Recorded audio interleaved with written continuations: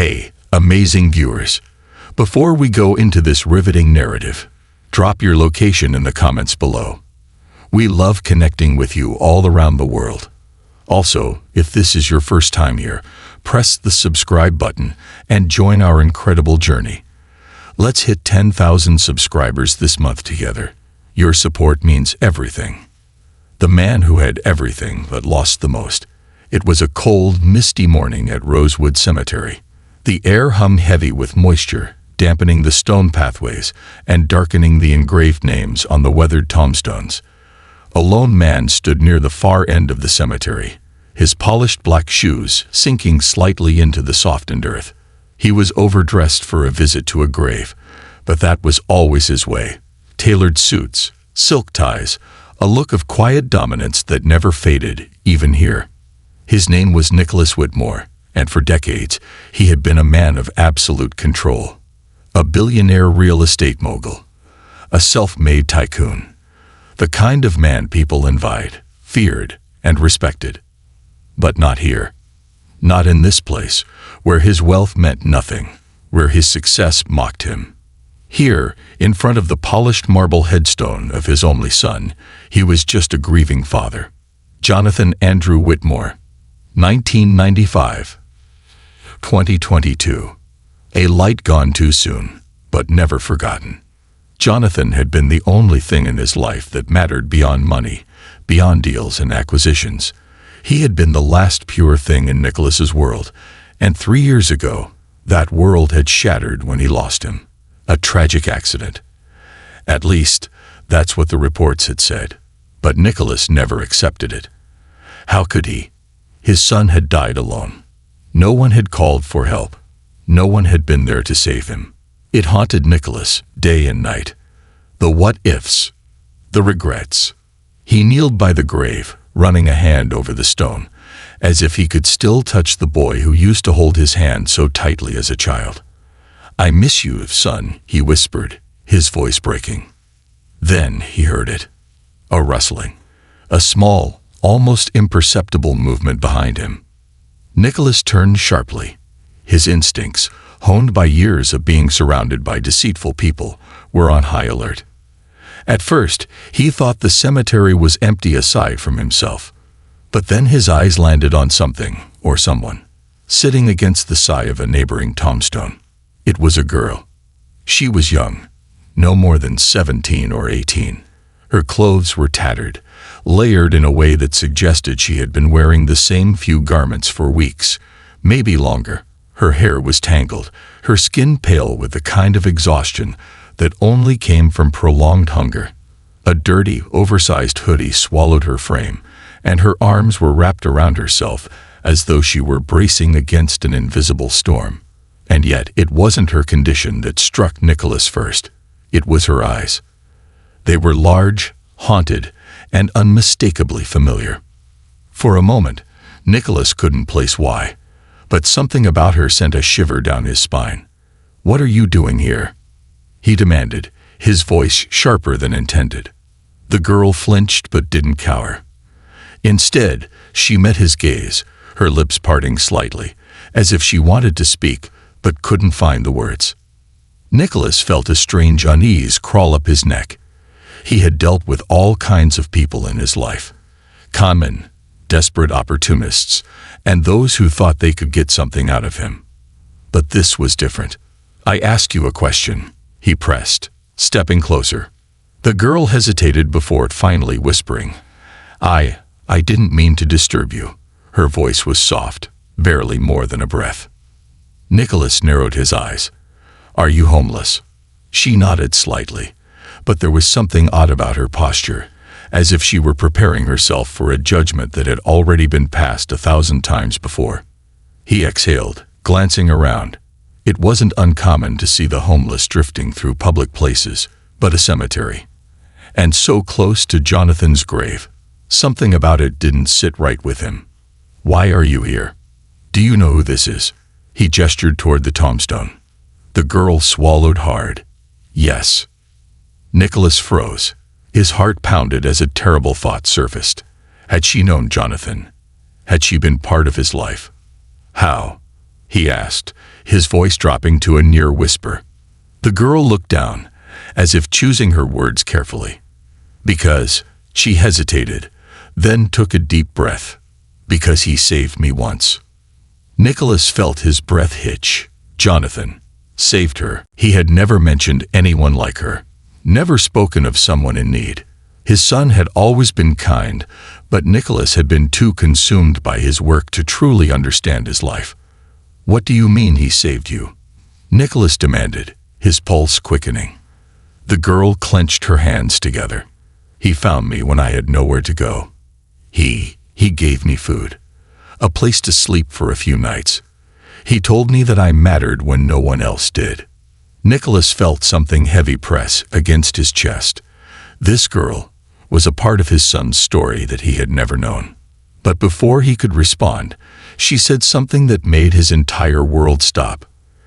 I know things about Jonathan, she whispered. Things you don't know. Things you need to hear. A stranger's truth. Nicholas Whitmore had spent his life negotiating the most ruthless deals, facing some of the most cutthroat business titans in the world. Yet, standing in the cold cemetery, staring at a homeless girl who claimed to know secrets about his son, he felt something he hadn't in years. Uncertainty. It gnawed at him like a dull blade pressing into old wounds. He should have walked away. He should have dismissed her as just another lost soul looking for a handout, another leech hoping to exploit his grief. And yet, there was something about the way she spoke, hesitant but resolute, broken yet firm. She wasn't begging. She wasn't demanding. She was waiting. Waiting for him to believe her. Nicholas took a slow breath and did something he never did. He sat down, right there in the damp cemetery grass. His custom-tailored suit creased, but for once, he didn't care. His attention was locked on the girl. You said Jonathan saved you, he murmured, his voice steady but laced with a sharp edge. Tell me exactly what happened. The girl hesitated, pulling her oversized hoodie tighter around herself, as if bracing against a memory too heavy to hold. My name is Evelyn, she finally said, her voice almost too soft to hear. 2 years ago, I had nowhere to go. My mom had disappeared. My stepfather. She broke off, her hands tightening into fists. He wasn't safe. I had to run. Nicholas felt his chest tighten. He knew the world was cruel. He had seen it firsthand in business. But hearing it in her voice, seeing the pain flicker across her face, made it real in a way he wasn't prepared for. I slept in abandoned buildings, sometimes bus stations. I thought I could survive on my own. She exhaled shakily. But I was wrong. Nicholas remained silent, watching as Evelyn stared down at her hands, as if seeing the past unfold in her palms. It was winter. I was sick. I hadn't eaten in days. I ended up behind a diner near the east side of the city, trying to find something in the trash. That's when he found me. Nicholas' heart pounded. Jonathan, Evelyn whispered, and just the way she said his son's name made something inside Nicholas crack. He was with some friends. They had just come out of the diner. I didn't see him at first, but he saw me. He sent his friends ahead and came back. At first, I thought he was like the others, people who looked at me like I was filth, or worse, people who pretended I wasn't there. She let out a hollow laugh. But he wasn't like that. Nicholas swallowed hard, gripping his knee. What did he do? Evelyn blinked quickly, as if holding back tears. He sat down, right there on the pavement, like I was a person. He asked my name, asked how long I'd been on the streets, and when I told him, he didn't look at me with pity or disgust. He just listened. Nicholas clenched his jaw, feeling something stir inside him. A mixture of pride and guilt. His son had always been different. He had a heart Nicholas never truly understood. Then, Evelyn continued, he did something no one else had ever done for me. He took off his coat and gave it to me. I tried to refuse, but he just smiled and said, I have plenty. You look like you need it more than I do. She swallowed. I still have that coat. Nicholas inhaled sharply. Jonathan had been wearing a black wool coat that winter. Nicholas remembered it well.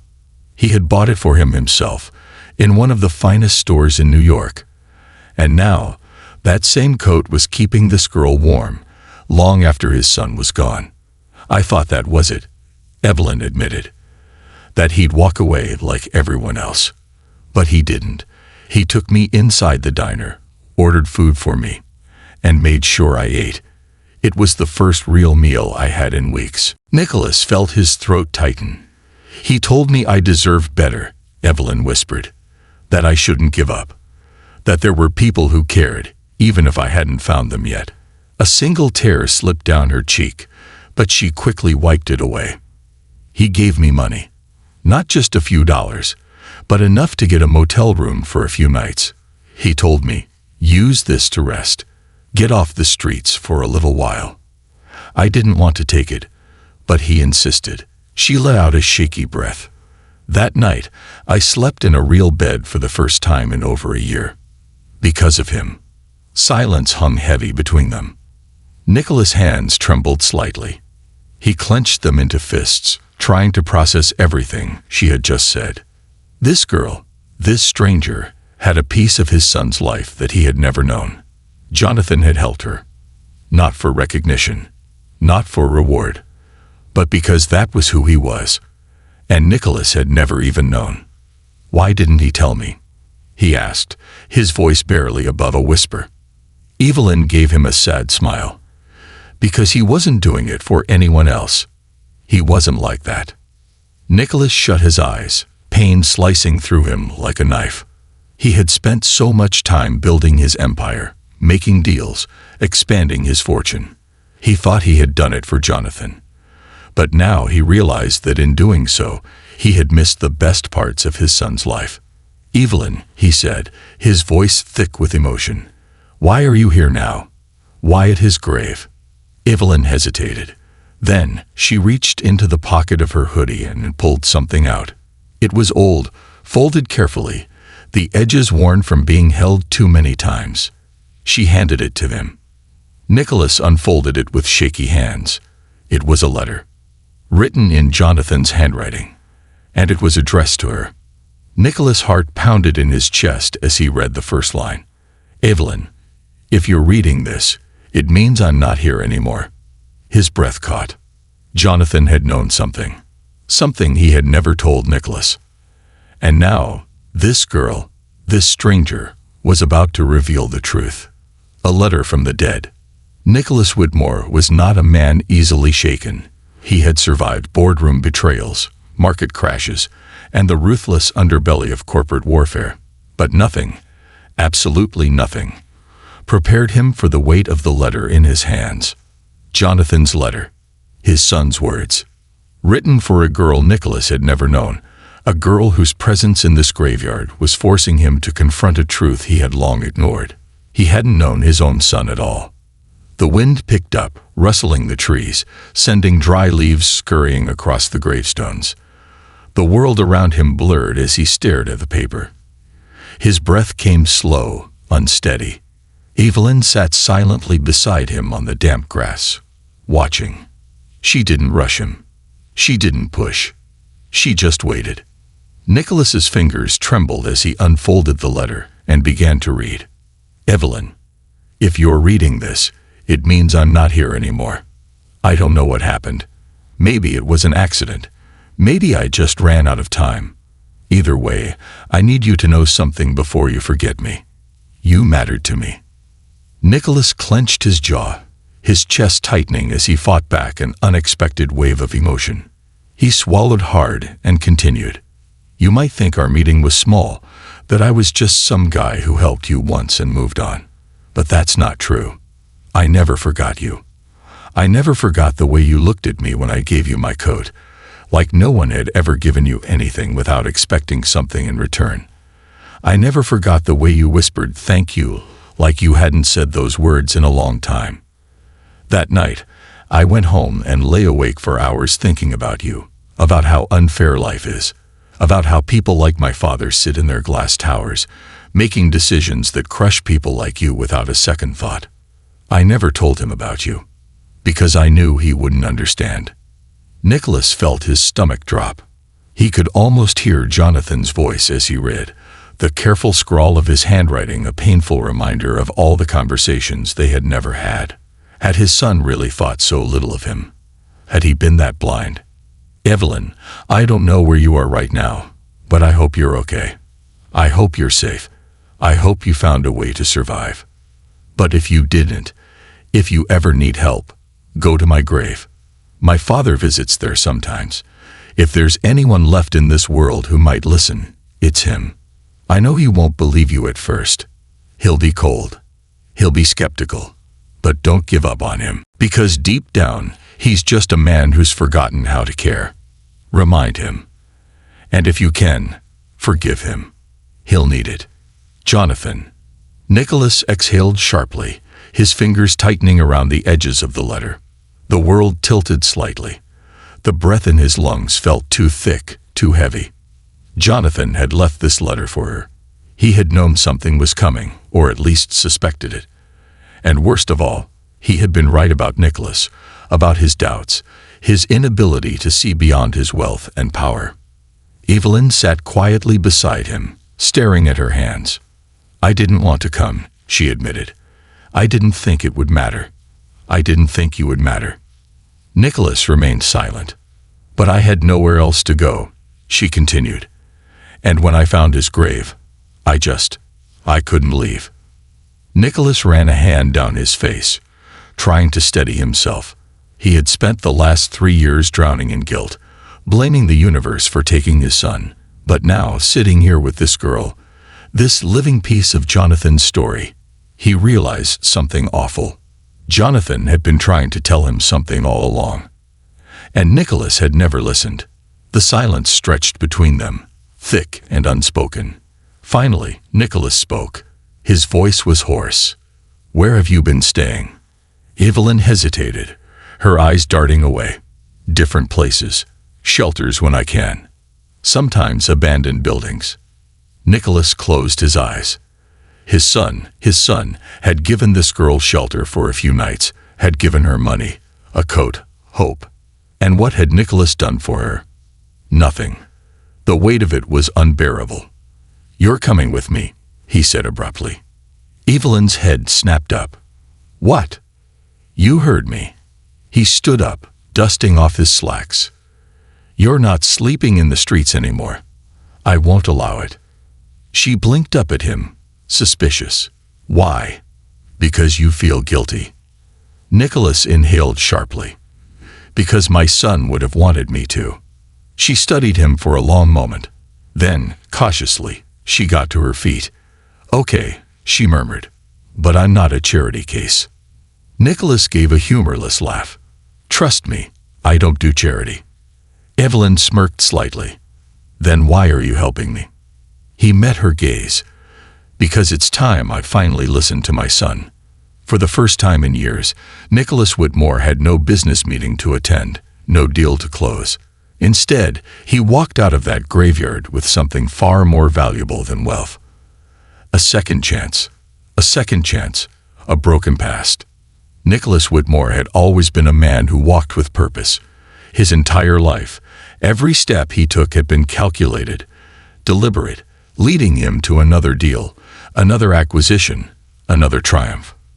But for the first time in his life, he had no idea where he was going. He sat in the back of his chauffeured car, the city lights blurring outside the tinted windows as the vehicle glided down the rain-slicked streets.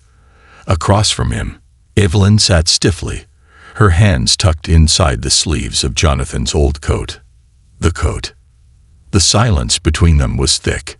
She looked uncomfortable. He could see it in the way she clutched the fabric, as if bracing herself for whatever came next. Nicholas wasn't sure what he was bracing for. Where are we going? She finally asked.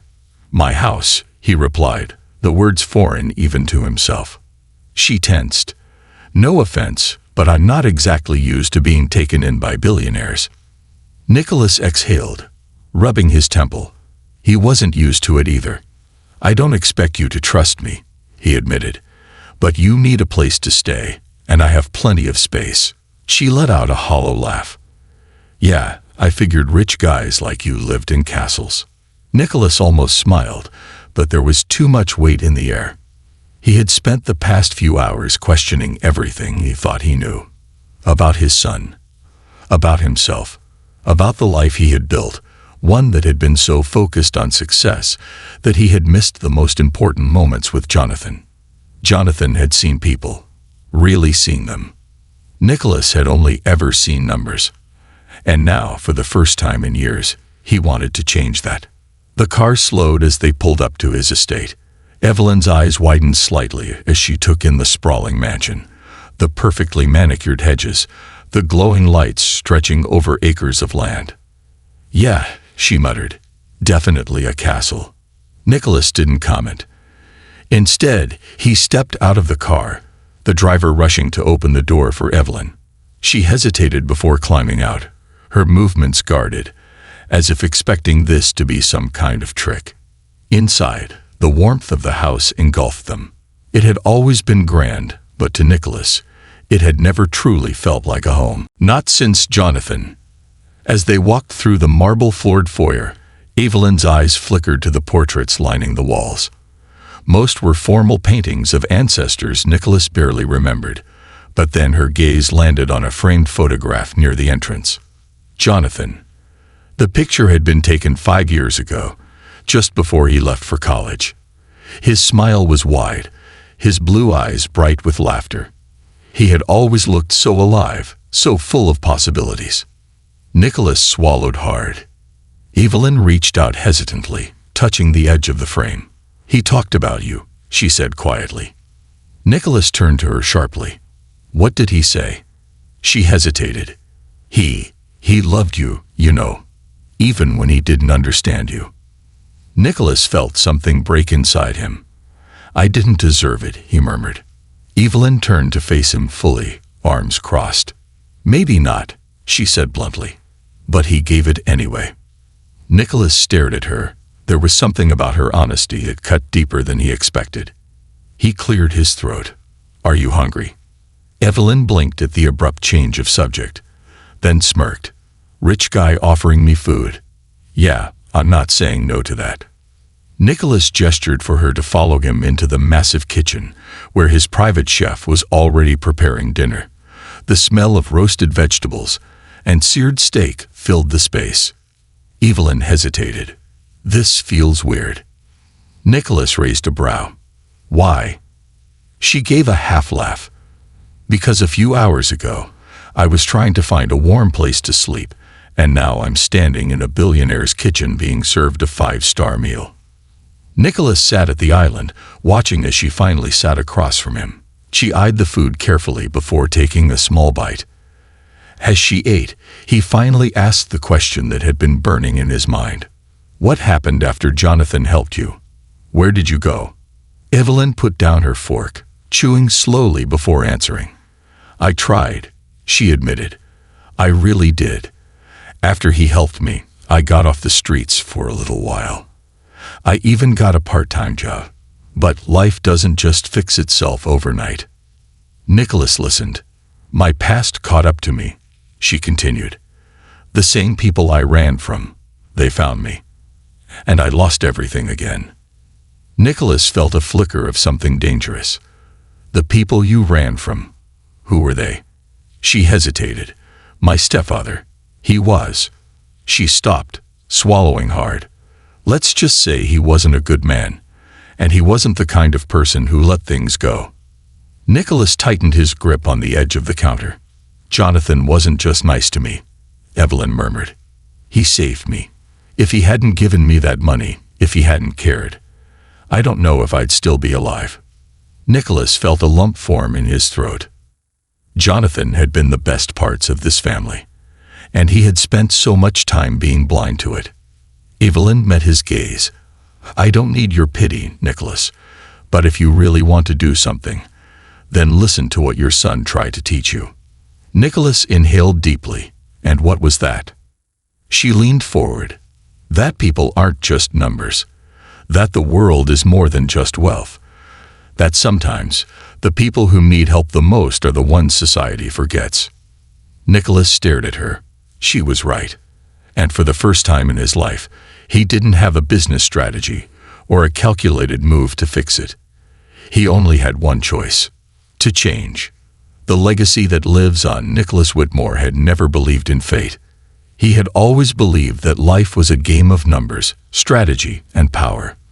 The strong won, the weak lost, and luck was for the desperate.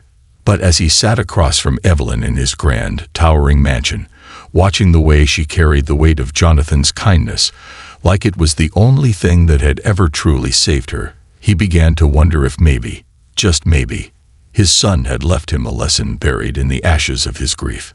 Evelyn had finished eating, but she remained seated, her hands resting over the frayed sleeves of Jonathan's old coat.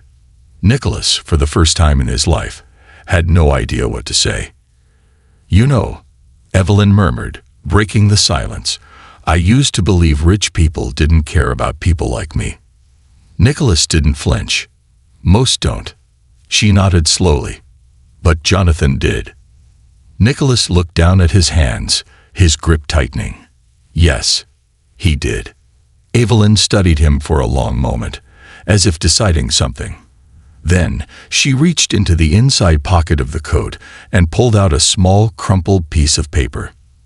Nicholas frowned as she slid it across the table. "What's this?" "Something Jonathan gave me the last time I saw him," she said softly. Nicholas hesitated, then unfolded the paper. It wasn't much, just a short note written in his son's familiar handwriting. "Evelyn, if anything ever happens to me, don't give up on yourself. People like us, we're meant to survive. But more than that, we're meant to change things. And if you ever get the chance to help someone else, do it. Keep the chain going. One act of kindness. That's all it takes to change a life. Never forget that. Jonathan." Nicholas closed his eyes, his chest tightening with an emotion he couldn't name. His son had known. Maybe not that his time would be cut short, but that his actions, the small kindnesses he had given so freely, could carry on even after he was gone. And Evelyn, she had been the last link in that chain. Nicholas exhaled deeply, then met her gaze. "He wanted you to keep the chain going." Evelyn nodded. "And I will." Silence stretched between them, but this time it wasn't heavy. It was understanding. Nicholas stood up, pushing his chair back. His decision had already been made. "I can't bring him back," he said, his voice steadier than he expected. "But I can make sure his legacy doesn't die with him." Evelyn frowned slightly. "What do you mean?" Nicholas turned to face the large window overlooking the city.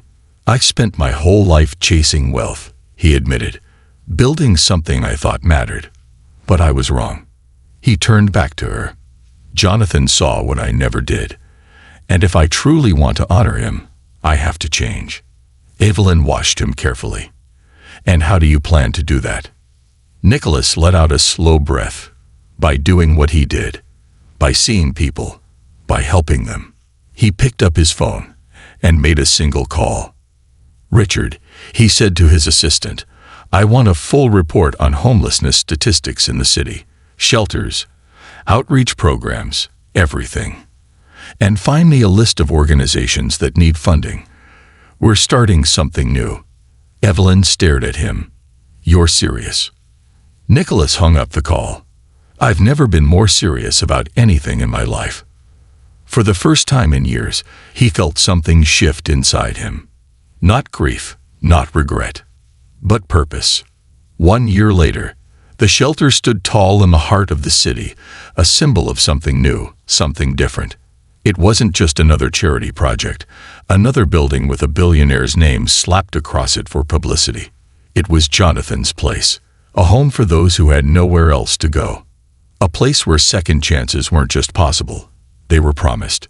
Nicholas walked through the halls, watching as volunteers bustled around, handing out meals, offering warm beds, giving people hope where once there had been none. And in the center of it all, Evelyn stood with a clipboard in hand, directing the teen with the confidence of someone who had found her purpose. She caught his eye and smiled. "Not bad, Whitmore," she called out. Nicholas smirked slightly. "I don't do things halfway." She walked over, her expression softening. Jonathan would be proud. Nicholas swallowed the lump in his throat. "I hope so." Evelyn studied him for a long moment before nodding. "You kept the chain going." Nicholas exhaled. "No," he corrected. "Jonathan did. I'm just making sure it never breaks." As he looked around, at the lives being changed, at the warmth that filled the space, Nicholas Whitmore finally understood something his son had known all along. The greatest wealth wasn't in what you owned. It was in what you gave away. And for the first time in his life, he was truly rich. This concludes the story. Thank you for watching until the end. I hope you found it enjoyable. If you did, please consider liking the video and sharing it with your friends. Don't forget to subscribe to our channel and activate the notification bell for more captivating stories. Have a great day.